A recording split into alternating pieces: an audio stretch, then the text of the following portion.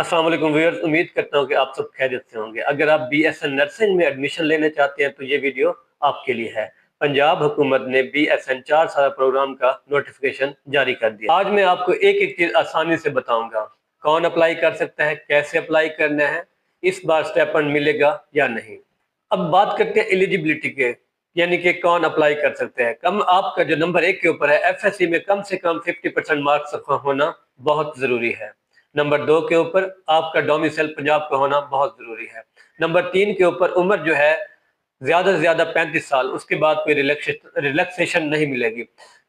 छदरा nursing college boys के लिए है और बाकी जितने भी नर्सिंग कॉलेज हैं वहां पे खवातीन अप्लाई कर सकती हैं। अगर हम मेरिट की बात करेंगे तो आपका जो मेरिट है वो एफएससी के नंबरों पे बनेगा। अगर टाई हो गया तो मैट्रिक के नंबर देखने पड़ सकते हैं। अगर हम सीट्स की बात करें तो टोटल सीट्स जो है 4500 हैं, मॉर्निंग और इवनिंग शिफ्ट को मिला के। मॉर्निंग शिफ्ट की जो सीट्स हैं वो 3100 हैं और इवनिंग शिफ्ट की जो सीट्स हैं वो 1400 हैं। अब हम बात करते हैं स्टूडेंट्स की सबसे बड़ी परेशानी, क्या इस बार स्टाइपेंड मिलेगा या नहीं।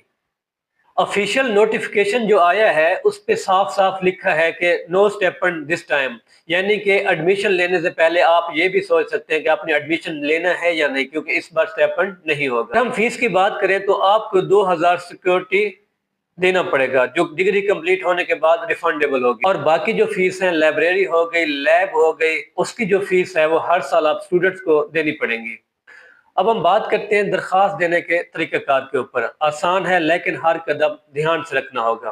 कब, कहाँ। दाखिले साल में सिर्फ एक मरतबा ओपन होते हैं। ये यूएचएस की ऑफिशियल वेबसाइट पे आपको अप्लाई करना पड़ता है। इस एप्लीकेशन की जो फीस है वो 500 रुपए है। अगर हम बात करें एडमिशन फीस की, अगर आपका नाम मेरिट लिस्ट में आ जाता है तो एडमिशन की फीस जो है 15,000 आपको पे करनी होगी। अगर फीस वक्त पे जमा ना कराई गई तो आपका नाम खारिज कर दिया जाएगा। सीट पक्की या अपग्रेड, ज्वाइनिंग करते वक्त आपको 2 ऑप्शन दिए जाएंगे कि आपने ये सीट पक्की करनी है या अगली लिस्ट का इंतजार करना है अपग्रेडिंग के लिए। 2026 की तमाम तर तफसीलात। सबसे अहम मसला स्टेपन जो इस साल नहीं मिलेगा।